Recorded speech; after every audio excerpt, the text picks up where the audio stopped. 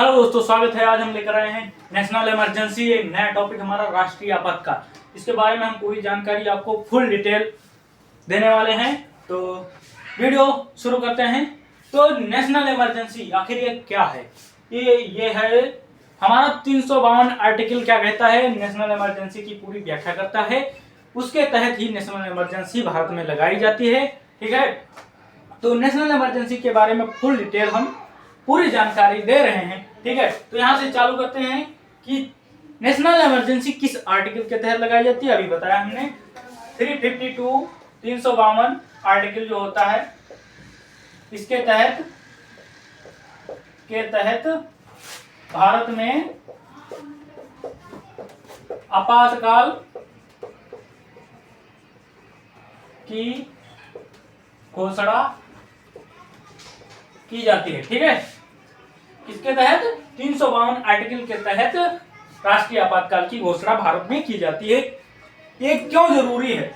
जब भारत की जो सुरक्षा है उसको जब खतरा हो जाता है, मतलब भारत की सुरक्षा को खतरा, मतलब इमरजेंसी लागू करना अनिवार्य हो जाता है। ठीक है, छोटा मोटा खतरा नहीं, बड़ा खतरा जब आता है तब ये इमरजेंसी अनिवार्य रूप से लागू करना आवश्यक हो जाता है। इसलिए इसकी घोषणा की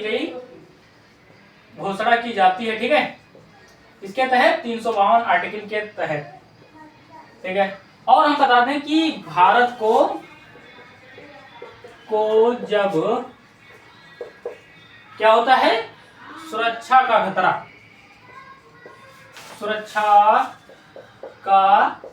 खतरा होता है, तब यह घोषणा होती है। ठीक है, घोषणा होती है।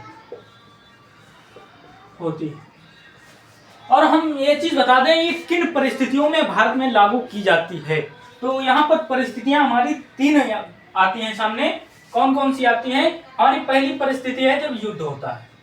क्या होता है? जब कोई देश भारत से युद्ध कर रहा हो, उस समय ये नेशनल इमरजेंसी लगाई जाती है। मतलब वार के टाइम पे कोई देश से, मतलब भारत का युद्ध चल रहा हो, कोई देश से भारत का युद्ध चल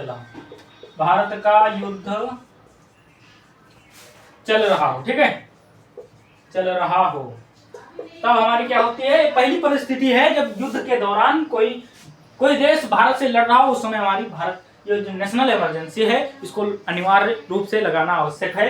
तो हमारी दूसरी परिस्थिति क्या है? दूसरी है बाहरी आक्रमण।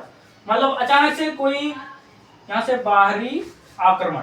ठीक है, बाहरी आक्रमण जब एक्सटर्नल कोई देश होता है तो भारत पर अचानक से हमला कर देता है, तो ये बाहरी आक्रमण के अंतर्गत आता है। इसके अंतर्गत ये हमारी दूसरी चीज होगी।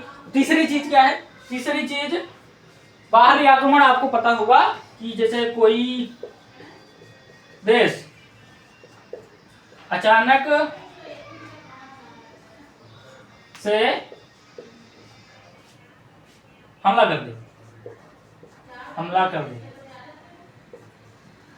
यह इमरजेंसी जो है पूरे भारत पर ना लागू करके किसी हिस्से की सुरक्षा को खतरा हो, तब भी ये इमरजेंसी लागू की जाती है। ठीक है, तीसरी चीज क्या है? तीसरी चीज जो है आंतरिक अशांति। मतलब मूल संविधान में जो ये शब्द था आंतरिक अशांति, वो अब बदल चुका है। इसको सशस्त्र विद्रोह, मतलब आंतरिक अशांति मतलब अंदर ही अंदर राज्यों में या किसी क्षेत्र में झगड़ा हो जाता है, आंतरिक अशांति बन जाती है, उस समय तीसरी परिस्थिति होती है आंतरिक अशांति की। ठीक है, आंतरिक अशांति। ठीक, आंतरिक अशांति को इसको क्या कहते हैं? 42वें संविधान संशोधन के अनुसार 1978 के अनुसार क्या किया गया? इसका नाम बदल के आंतरिक अशांति को सशस्त्र विद्रोह रख दिया गया। क्या रख दिया गया? सशस्त्र विद्रोह। ठीक है, सशस्त्र विद्रोह इसका नाम रख दिया गया। ठीक है, ये हमारी 3 परिस्थितियां हो गई, इन परिस्थितियों में लगाई जाती है। ठीक है, और आगे बताते हैं, इसकी जानकारी देते हैं। आगे जाएंगे, इसको मिटा रहे हैं, इसको नोट कर लीजिए। ये देखिए, यहां से आगे जानकारी पूरी दे रहे हैं, इसको मिटा दिया। अब क्या इसकी प्रक्रिया क्या है? मतलब नेशनल इमरजेंसी, एक चीज बता दें, नेशनल इमरजेंसी जो है, नेशनल इमरजेंसी, इसकी प्रक्रिया या कैसे लागू होती है, तो आइए हम इसको पूरा बता दें। यह भारत के प्रेजेंट टाइम जो राष्ट्रपति होता है उसके द्वारा लागू की जाती है। भारत के राष्ट्रपति के द्वारा लागू की जाती है, लागू की जाती है। और कब लागू की जाती है? जब विशेष केंद्रीय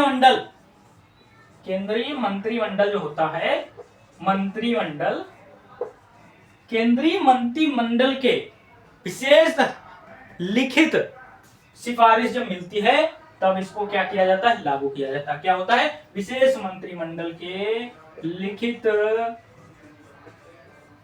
सिफारिश पर लागू किया जाता है। ठीक है।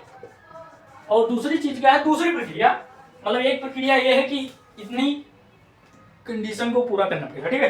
दूसरी प्रक्रिया है कि जब दो सदन होते हैं, भारत में दो सदन है। तीसरी चीज क्या है? राष्ट्रपति, मतलब तीन चीजें होती है, राष्ट्रपति और उच्च सदन, निम्न सदन, मतलब दो सदन है, उसमें पेश किया जाता है इसकी मंजूरी मिलने के लिए। उसमें अगर बहुमत होता है तब इसको, मतलब दोनों सदनों की बहुमत मंजूरी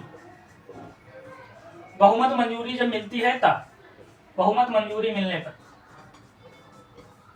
ठीक है, ये चीज हो गई। अब हम बता दें कि भारत में अभी तक कितनी बार लगाई जा चुकी है, तो यहाँ पर चर्चा करेंगे कितनी बार लगाई जा चुकी। यहाँ से थोड़ा मिटा देते हैं, इतना आपने लिख लिया होगा तो यहाँ से मिटा रहे हैं थोड़ा। अब बता रहे हैं भारत में कितनी बार लगाई गई और किन कारणों से लगाई गई। तो यहाँ पर हमारा पहली चीज क्या है? पहली चीज है पहली बार कब लगाई गई भारत में। हम बता दें आपको, भारत में 3 बार नेशनल इमरजेंसी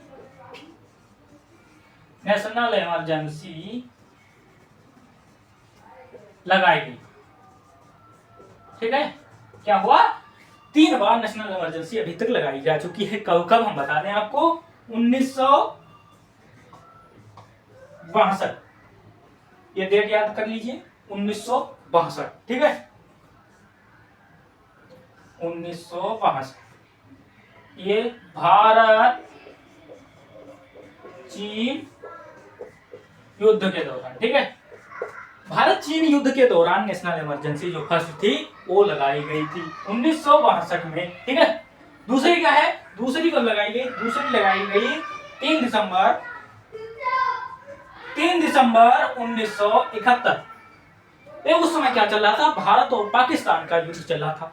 क्या चल रहा था? भारत और पाकिस्तान,